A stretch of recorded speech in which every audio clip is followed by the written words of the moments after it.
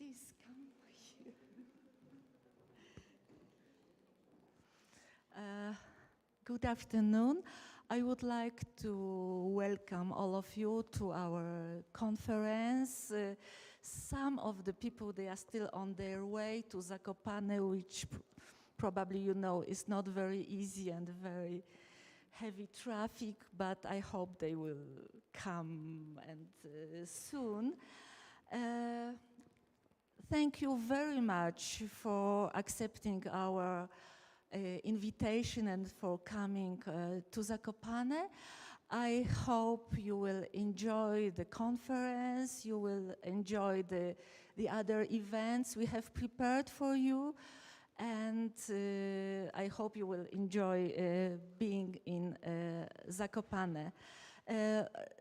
Let me tell a few words about the organizers of this conference, because we are quite a big team of people and organization who organized this conference.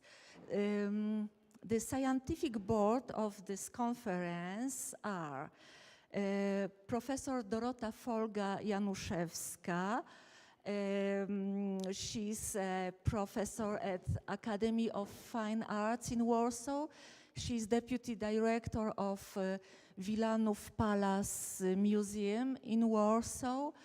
She's an eminent museologist, and she's also, what is very important for us, head of our museum council. The next person is Professor Jan Święch, the ethnologist from Jagiellonian University in Krakow, who unfortunately couldn't join us today. Dr. Giovanni Kesic, former director of Museo degli Usi e Costumi della Gente Trentina in San Michele al-Adige. See? Okay. And also Dr. Bernard Germain, who is with us from the magazine Montagne et Alpinisme.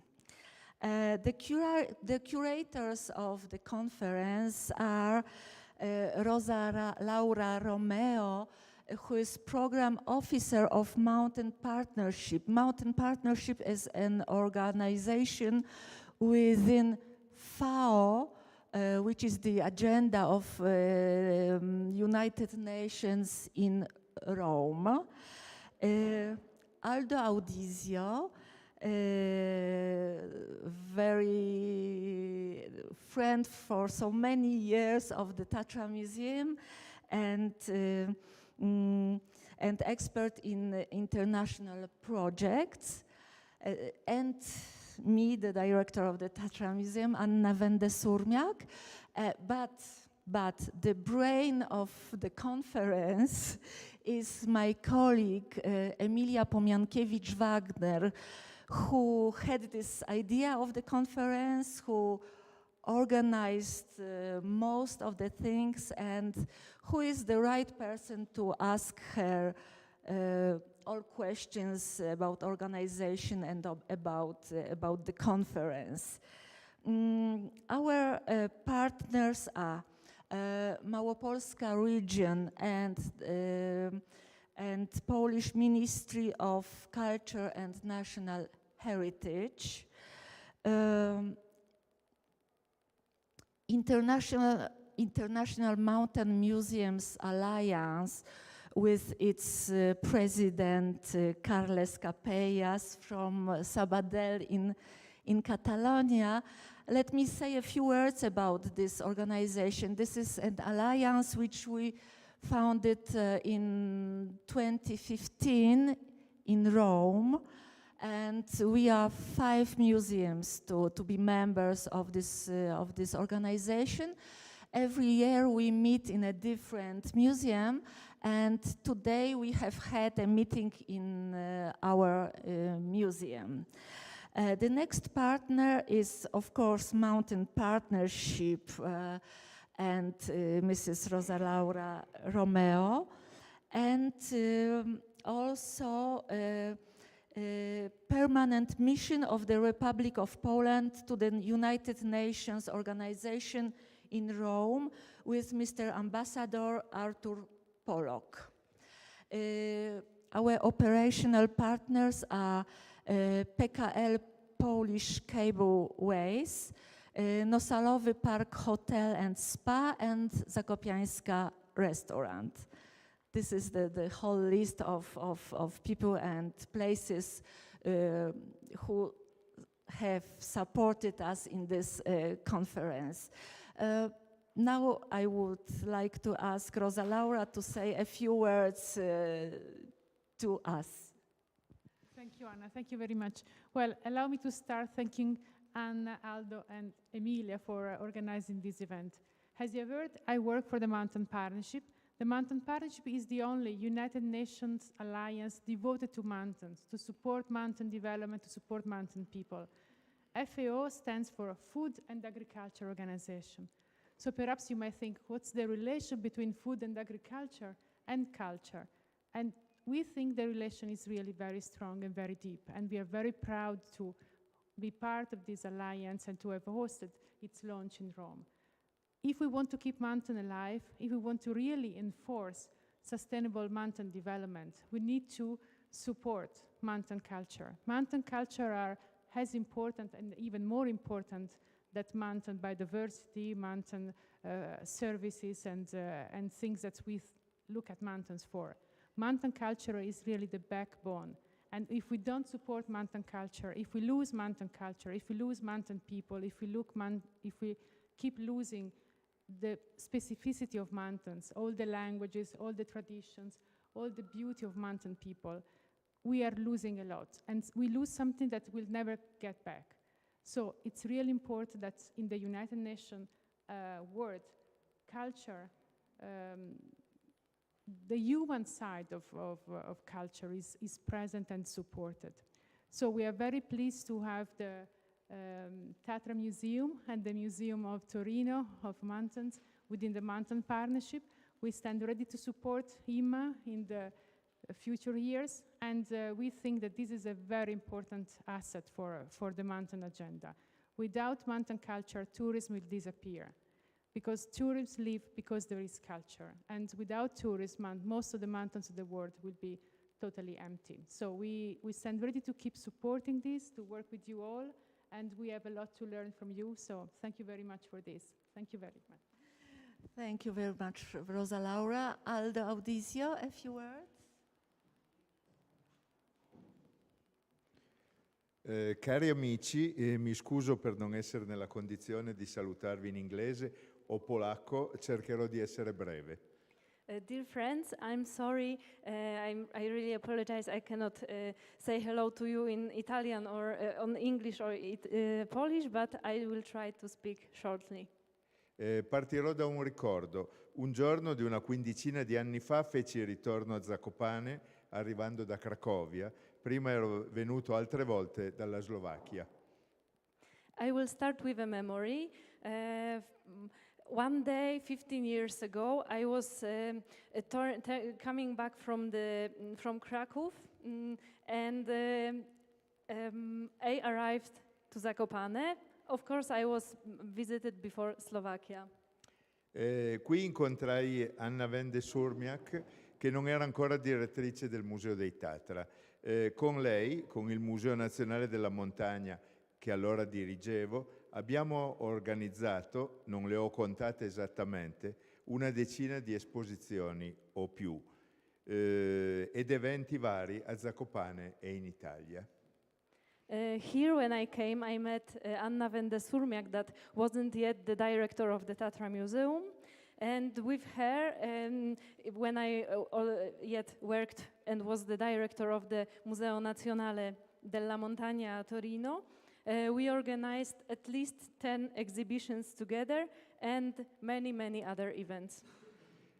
Con Anna abbiamo anche dato vita all'IMMA, con altri amici presenti questa sera, uno è Carles Capellas, fondando l'alleanza nel 2015 a Torino e a Roma, presso la FAO. Grazie anche a Rosa Laura Romeo.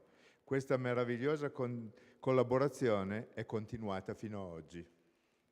Together with Anna, we created IMMA, and with other friends, like one of them is Carles Capellas, we founded it in 2015 in Turin and in Rome. And thank you also Rosa Laura Romeo, the representative of FAO. This amazing cooperation is still continuing. Nel 2018 Anna mi propose di organizzare una conferenza sui temi dei musei e della cultura delle montagne. Naturalmente. Ne abbiamo parlato varie volte, poi abbiamo stabilito una data, ma è arrivato il Covid. In 2018, Anna proposed me to organize the conference that was related to the mountains, of course, and this conference we wanted to organize in Zakopane. We spoke many times about this conference, and we even decided the date, but then arrived COVID. Quindi eccoci qui oggi con questo progetto a lungo pensato e desiderato. La stessa sorte è toccata alla mostra delle sculture di Donato Savin che inaugureremo tra poco a Villa Coliba. Here we are today, and we were all waiting so long for this project to realize, to start. And the same story, the same destination was of the exhibition of the Donato Savin stele that we opening this evening in Villa Coliba. In quelle occasioni mi incontrai nuovamente, l'avevo già conosciuta con rapidi incontri, con Emilia Pomankiewicz Wagner. Con Emilia abbiamo intensamente e positivamente lavorato, vedendoci regolarmente in video e alcune volte di persona. Vi assicuro che è stato un grande piacere. On this occasion, I also met Emilia Pomiankiewicz-Wagner, with which we worked together. We were meeting online, we were meeting in different places. We were really working hard, and I can assure you that it was really pleasure. Non vi parlo dei contenuti della conferenza, non è mio compito, ma desidero annotare che dopo la pandemia, finalmente, ci rivediamo nuovamente di persona e tutti in questa sede.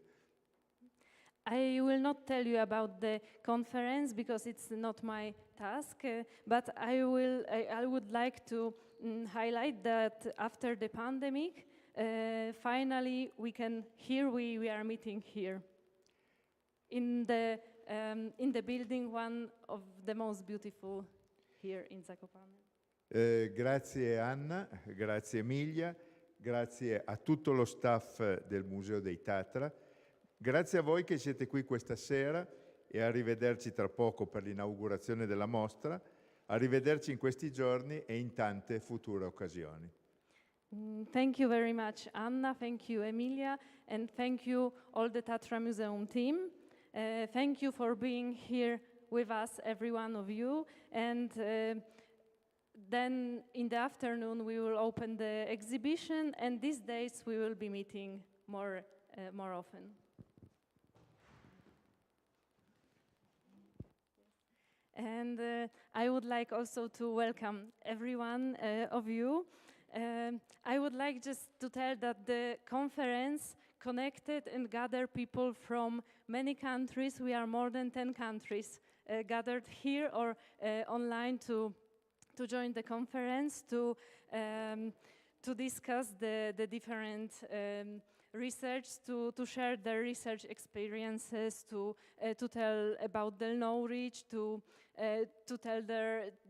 exchange experience. So we are really happy you could come, you joined us. And we are expecting to listen many very interesting presentations and speeches that start tomorrow. Due to cancelled flights and some unforeseen circumstances, we had to change the program in the last moment, so please make sure you have the updated one. Tomorrow all the participants will receive the printed version also of the updated program. And now we would like to invite Professor Dorota Folga-Januszewska to our third part,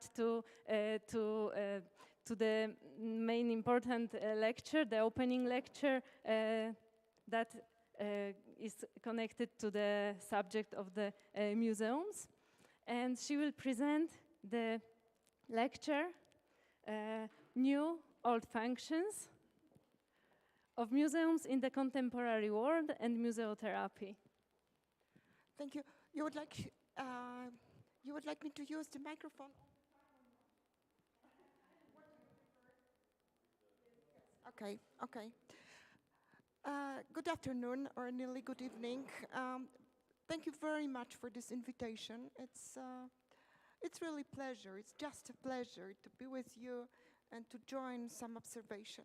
What I would like to share with you today, very quickly, of course, it is the result of 4 great conferences on museums' new role in contemporary world, which was organized first in Milano in 2015. It was the great conference of ICOM.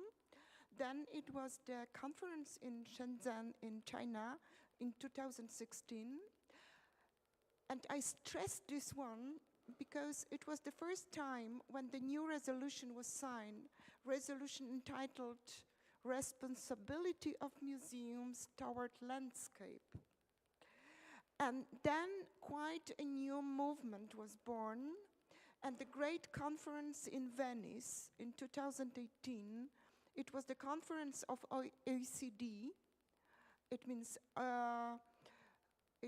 Development and Economic Organization, together with International Council of Museums, stressed very, very strongly the role of museums in local development. And this idea, this movement is still present. And the 4th conference was taken last week in Poznań in Poland, and was some kind of resume, what museums are, what role plays museum in the world. And that's just a short walk through these ideas born in last 5-6 years. Maybe the first one is remembrance. I know everybody knows it. But in ancient Greece, the first use of the notion museum was a hill. A hill of a wonderful view was named Museon. It's important because this place allowed poets, philosophers, and artists to observe horizon. So who was on the museum top had a chance to see more than others. Just remember it. So museum meant also the place of poetry and music festival. So I think it is the conclusion for us. Museum as a phenomena was born on the top of a mountain. And now it's the jump to very contemporary moment. Yes, when we published this ancient Greek taken from original sources, I think there was quite an important influence on designers, architects, and other people. And contemporary architects sometimes plan museums to resemble this mountain, this hill. A hill as antique museum seems to be a place of inspiration and contemplation nowadays. And symbolic localization plays a very special function in museotherapy. And museotherapy is another important phenomenon I would like to speak today. So somebody, sometimes in some city, built a mountain in a city called museum. And that is, you have here the project realized in China in Jiangsu province in China, which is just a hill in a city. I still stress this 2,500 years since this term museum settled it in Greek and Latin, because this great transformation of civilization which we observed is all the time parallel of museum development. We should remember it. Museum is our partner from the very beginning of the Greek and Latin civilization. And what was the museum before the great museum in Alexandria was born? Because the great museum in Alexandria is very well known, but many happens before. It was a collection of stories. It was a place for meetings and also for entertainment, for different kind of festivals. It was also a hill, but it was also a cave. And it is interesting that the Italian grotto, it was also assembled with a museum. And we can find many, many such descriptions.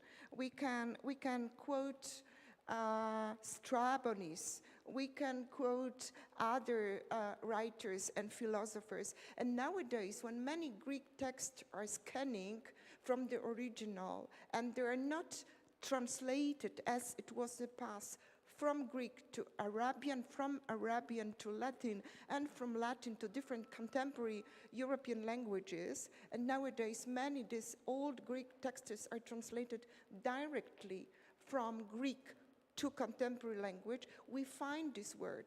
We find the word virtuality, which is very near to museum, because virtuality means potentiality.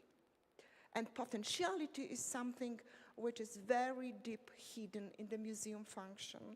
So every instance of rebirth of ancient tradition in European culture, starting from the 8th century, we are nowadays in the Middle Ages, regardless of whether it was guided by the desire to go back to reading Aristotle's works in the Middle Ages or the fascination for Greek and Latin manuscripts.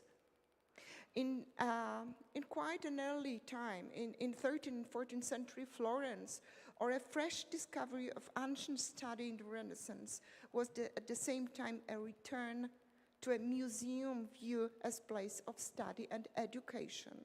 It's important new role, study and education, which is quite often, and in a very beautiful manual for scholars and for children, written by Comenius, Jan Comenius.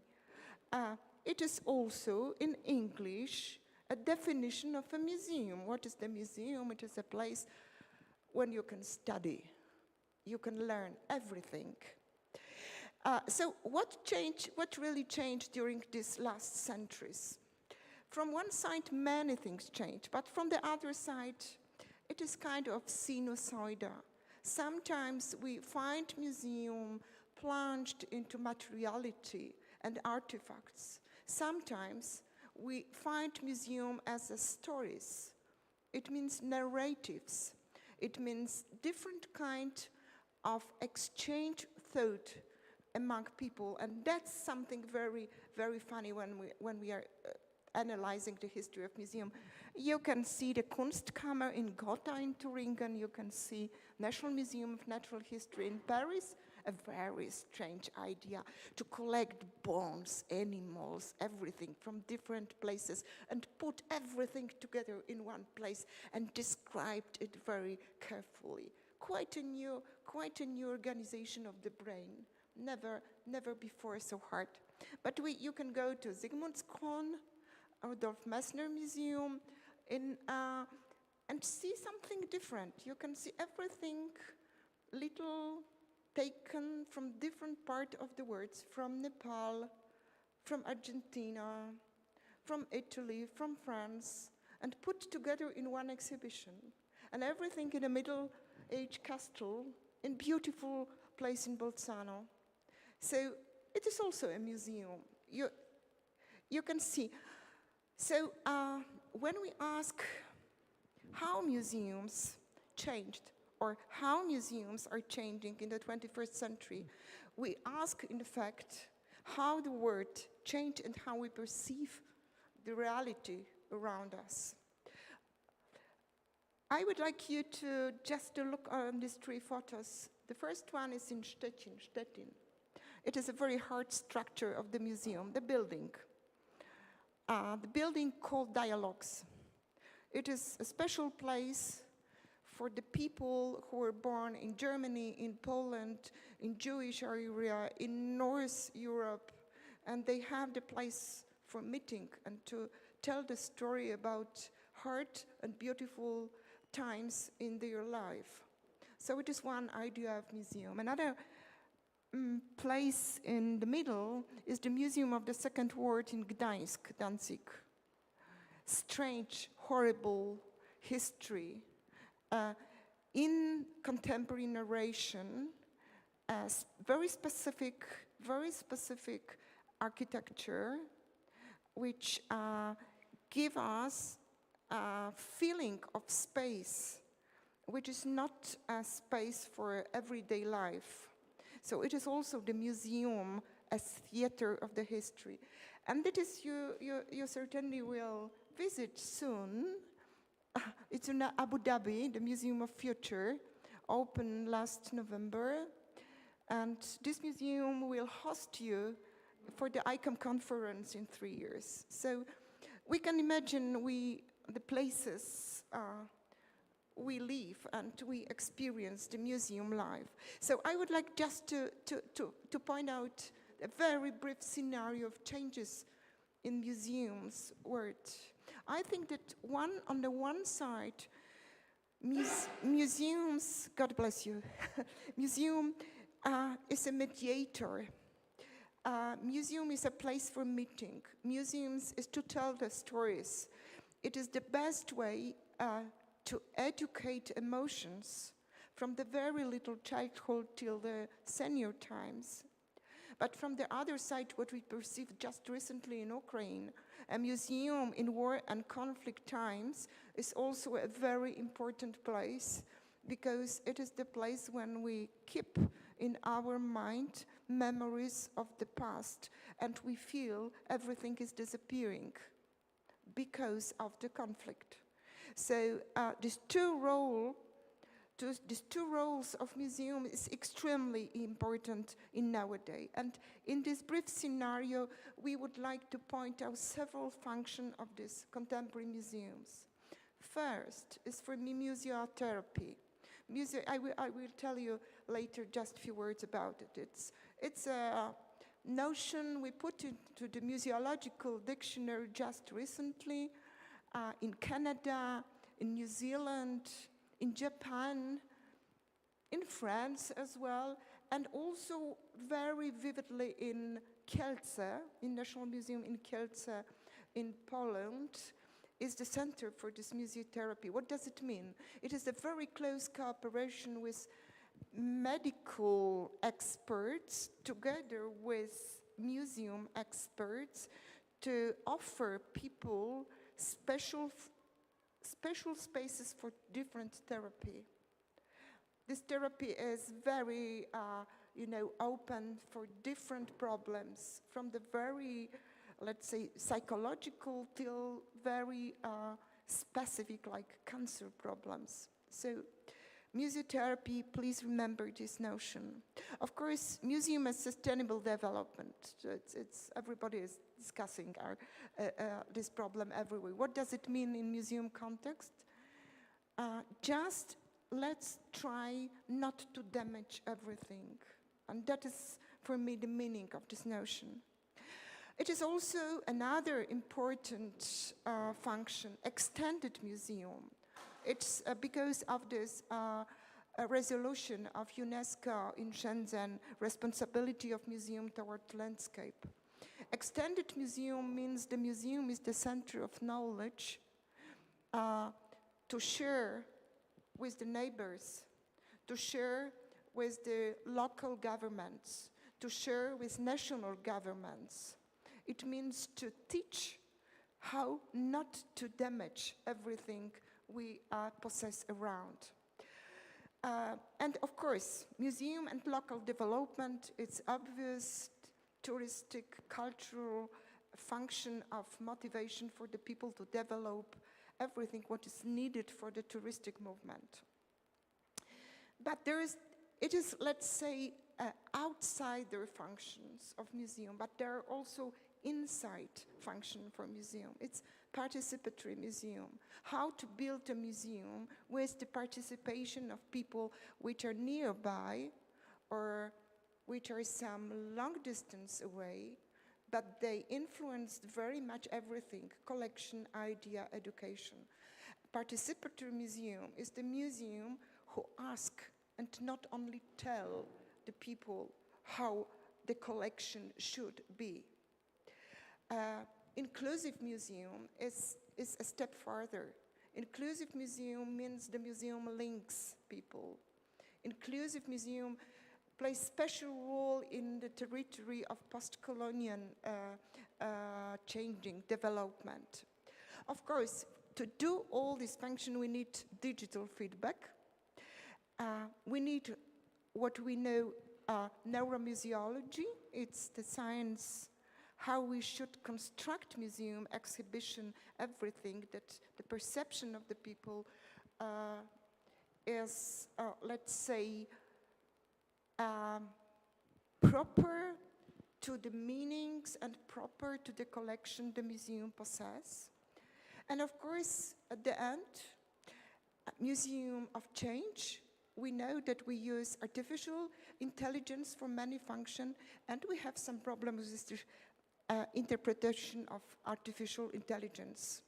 Of course, so first, the question, how we visit museums when we imagine all this function. And there will be a context of mountains a little bit. So how to visit an art museum, for instance. A child might run, might jump. A man might produce selfies. A boy might sleep. It is a beautiful story with this boy. This photo was taken in Louvre. I was for some years the member of the Council of Louvre, and I remember I entered relatively early morning 3 years ago, and I saw children, people going through the spaces, and one boy was sleeping on the floor. And I asked a guard, what's going on? And she said, no, everything okay. It's according to the medicine prescription. It was a boy with the special neuro problems, never slept at home. When he entered the museum, he slept immediately. Okay, it was accepted. It was, yes. Of course, the people sometimes are looking pictures. It's not very often, but it happens that the people are coming to the museum and want to see something. And of course, the people love to be in crowd in a museum. When you remember museum night or a museum celebration, you can see. And what's happened in the mountains? In the mountains, many things are alike. Yeah, so somebody is jumping, somebody making selfies, somebody observing as well, and of course a crowd of the people who doesn't know what's going on and where they are, you know. And also, somebody is sleeping, because it's a perfect place to sleep. So the question is how to visit mountains museums. It was for me a fascinating question. I think everything possible. So if we imagine this first hill in the ancient Greece and this very progressive function of the museum nowadays, we find that museum in the mountains region is the best possible place in the world, because you can see, you can eat and drink sometimes. It is Achau in Bavaria. You can just be in in this special atmosphere, or you can just build a mountain like Nepal. Just a few words about methodology of constructing this kind of the museum, which is open for people, for problems, for collection, for different narratives, and for this negotiation.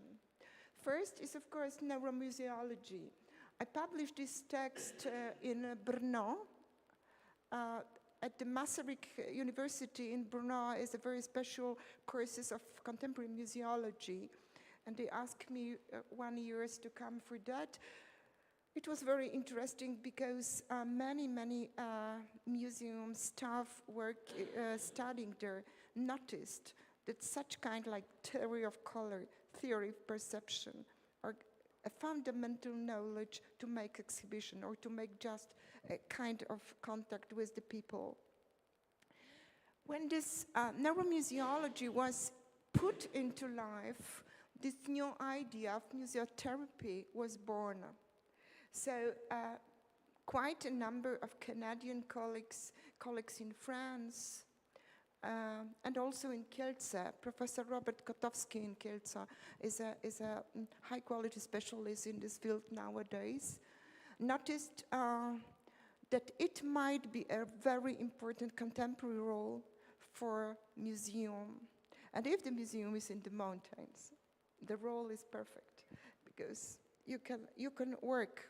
So what is this essence of therapy? And this essence of therapy is some kind of looking and finding the proper view, what is not so obvious in a normal life. Mountains museums are usually located in the best places for such experience. I remember always the terrace in Torino, so you can stand there and look around to the city, and it's nice. So solitude and retirement from one point of view, but also cooperation and partnership. And this cooperation and partnership in the mountains is something which is, I think, of the highest importance. So I think this kind of cooperation between museum and everything around is crucial for Mountains Museum. Of course, we can also speak about museum as sustainable development, and for instance, in the museum I work in, it is the Palace of the King Jan the First, Jan Sobieski. It's an interesting place in Warsaw because it was, I think, the unique building in the whole area of Warsaw which was not ruined during the Second War. So we still have buildings from 17th century, and we still find new traces which were hidden in different areas of the caves, on the roofs, and so on.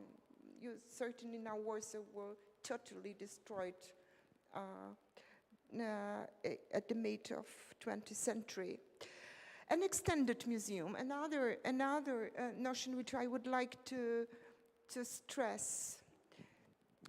This building on the right down, it is the Warsaw Rising Museum. It is located in the area which was completely desert in last 20 years. Nowadays, the museum is just in the center of the newest part of Warsaw. Everything changed around. And 20 years ago, when somebody asked constructors, architects to build in this part of the post-industrial and area, architects said, no, it's not the place for living, it's a horrible place. Nowadays, the most expensive apartments are there. Why? Because there is the museum, there is the cultural center, there is the jazz festival, and there is the meeting for cinemas. So the culture occurred to be one of the strongest motivator there. Of course, this sustainable development, extended museum, identity, and local development, these are these just notion we would like to develop, just to ask ourselves what we should do. So we ask quite often how cultural organization and business entities can work together and how culture can become attractive for business. It is a very important point. I speak about business in this first place because the money construct a good museum if the people are conscious of what's going on. How to build and create political support and commitment to defend such activities. It's not so easy because everyone has his own business in different direction. But we should repeat it. How to lead toward genuine, authentic development of local, national, and international organizations that would cooperate not only within each of the structure, but also build their collaboration, create links between them and your organization are a wonderful example of this problem. Association, organization, group of people can, let's say, initiate much more than one firm on one people or even one country. So how to create opportunities in which artists and other creative forces and ideas would operate not only within cultural institutions, but also in places and spaces of everyday life. And this presence of museum in everyday life is very important. Of course, just one commentary. We have just spent 2.5 years in pandemic times, and many things change. This idea I presented to you were formulated a little bit before the pandemic changes. And what's happened? In the first year of pandemic, we thought that everything is rolling down. But even in the second year of pandemic, we noticed that everything is going up. Why? Because many people noticed how interesting, how compressing, but from the other side, how stimulating might be this digital feedback. And there were many analyses done. Here is, of course, Museum Innovation Barometer, a very good report system done in Vienna, in Austria, together with many countries. It's worth to be studied. And the result, many action of this digital feedback changed. The people want to use digital feedback as the, let's say, introduction to museum, not in place of the museum. And if we add the inclusiveness of the museum, it means the idea that everything should be linked, we find quite a number of different activations which never existed before. I've just looked for several ideas of this inclusive museum in practice nowadays, and I found quite different kind of museum working with this method. So you have the Museum Dulag. It's a horrible museum in the concentration camp in Pruszków, near Warsaw, where the people were kept and murdered, and it's the space of a trauma. But you have also the Air Forces Museum, and you have UNESCO, and you have different kind of museum in Europe, linking. It means using the same notion of inclusiveness as the key system of cooperation. And the last but not least, we have to mention the climate problems. And museums are very engaged recently in observation, notation, documentation of everything what should be in the museum, because museum not only document, museum is a document itself. So how the museum works in the time of changing of climate is very important for the future to know what's happened. I quoted here one phrase from the book. The book was published in 2016, and it's a very good, interesting, inspiring book, Curating the Future, Museum Communities and Climate Change. published after a 5 years project in New York. And there was a suggestion in this book that very quickly, in a just very near future, the real forest, the real field, the real nature will be only in museums. So museums are very specific places for the future imaginary. And of course, to do museums and to practice museum, we need a lot of different methods. One of these methods is artificial intelligence, which we even unconsciously using in the museum. And what's the trap? The trap is sometimes we don't remember that the interpretation of this data producing by artificial intelligence, it's not an easy way, because we used to use our intuitiveness. And when we work with artificial intelligence, it's a little bit different way of interpretation. So it's one of the methods we use, but we must remember that understanding, interpretation, meeting and inclusiveness, language, specificness of language, emotion and memory, these are these fields, this area, which are very important for the contemporary museum.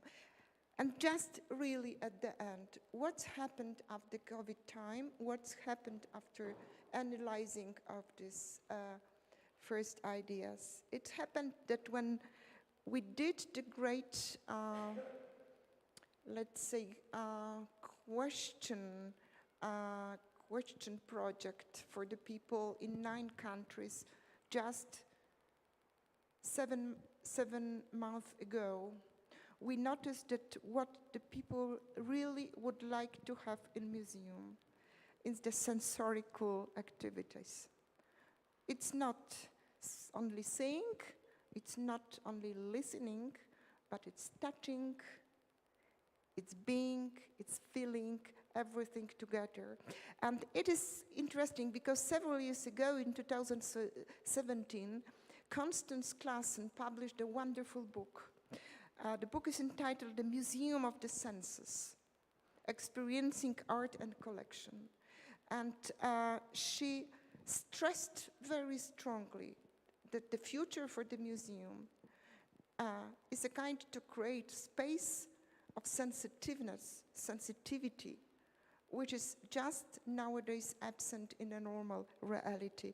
So I think with this notice we should finish this short jump to different methods of museology, but I would love to treat it as introduction to your conference. It's just a walk from this hill to the smell and to this pleasure of being we have. And just stress the museum may play quite an important new role nowadays. So, thank you.